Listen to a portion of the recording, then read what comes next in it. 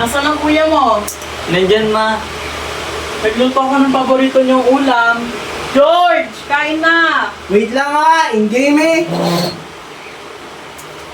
Pambihira, talo tuloy. Oh, kumusta yung project mo sa science? Ha? Submit.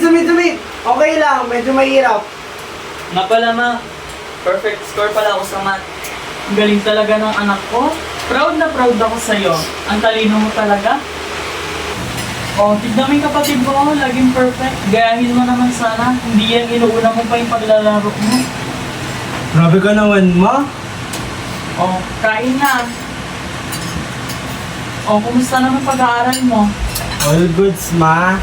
Baka yan, puro ka lang din laro sa school mo ha. Lagot ka talaga sa tatay mo. Kasama si tatay.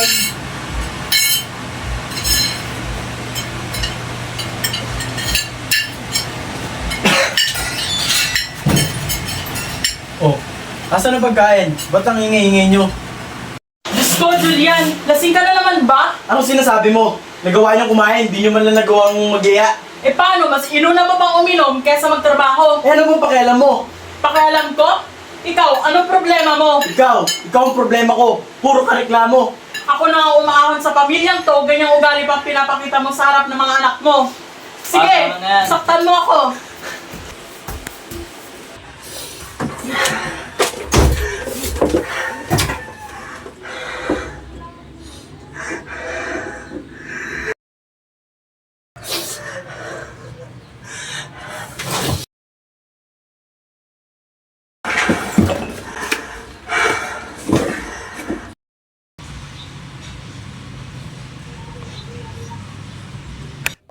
Taguan, maliwanag ang buwan. Wala sa likod, wala sa harap. Pagbilang ko sampo, nakatago tayo. Isa, dalawa, tatlo, apat, lima, anim, pito, walo.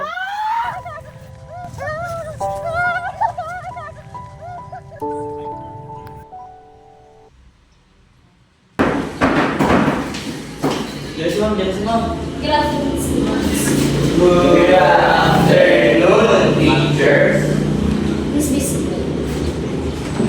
We will have a presentation today. So, what is the derivative of 3x cubed? Hey, George? George! George! Ugali pa ang pinapakita mo sa harap ng mga anak mo. Sige! George! Okay, class. Dismiss.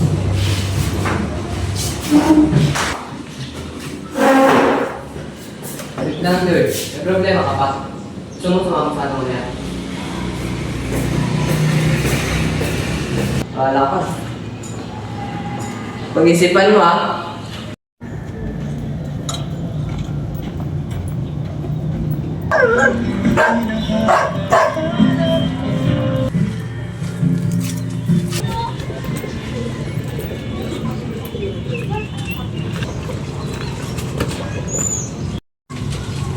Ba?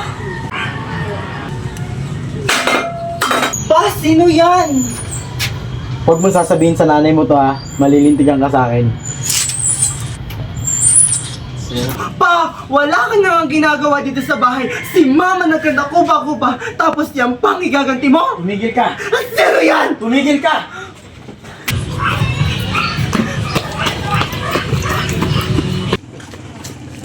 Face? Face! Andiyan ka pala. Tara, yun tayo.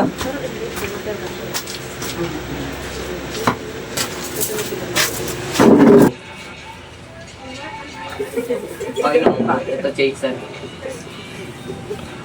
Dito minisip sa camera.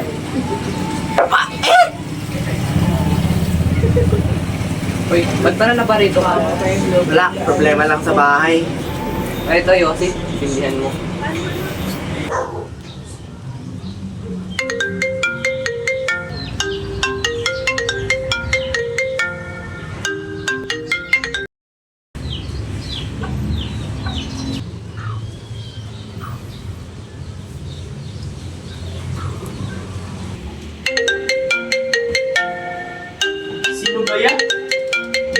gawaing tao, storbo.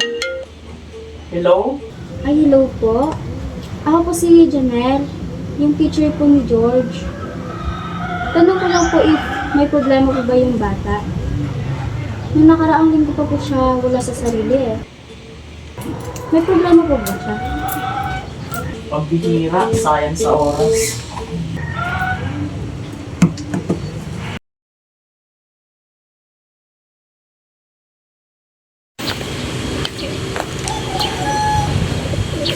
Excuse me po, ma'am. Pwede po ba magtanong? Sige po.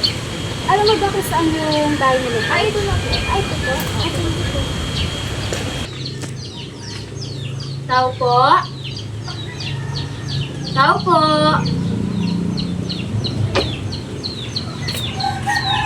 Tao po. Sino po sila? Ako yung teacher ni George. Andyan ba siya? Pwede ba siyang makausap or yung parents niya? Wala po sila eh. Ako po yung kapatid niya. Ano pong kailangan niyo? Bakit po? Pwede ka ba makausap sa bigla? Sige po, tuloy po kayo. Dito po kayo maupo.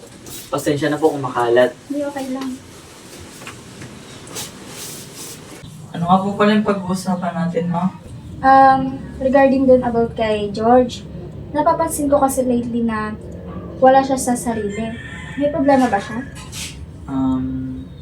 Ano po kasi, ma'am eh. Lagi po kasing nag-aaway sila mama at papa. At sa tingin ko masyado siyang naapektuhan dito. Asan ba si George ngayon? Ngayong araw hindi siya pumasok eh. Wala po siya, ma'am eh. Para po siyang nagbago na. Sinubukan niyong kausapin?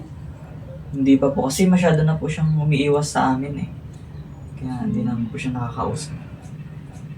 Alam kong mahirap yung pinagdadaanan niyo, pero kailangan niyo itong kausapin. Ano po ba ang kailangan natin gawin, ma'am? Kasi ako na mismong kapatid niya, hindi na po alam ang gagawin eh. Kuya, kailangan natin makausap ang parents niyo para matulungan natin si George. Kung hahayaan natin mapadala sa lungkot at galit, ay lalong mas lalala ang lahat.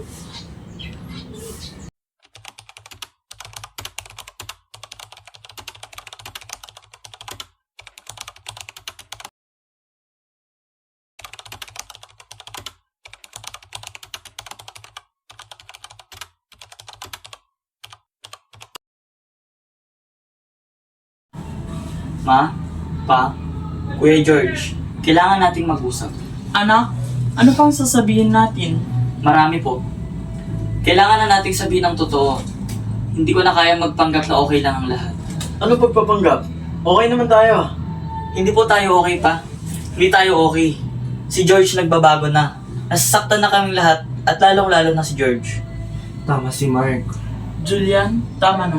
Hindi ko na kaya. Hindi ko na kaya makita ang mga anak nating nasasaktan. Pero Rian, pa, kailangan niyo na magbago.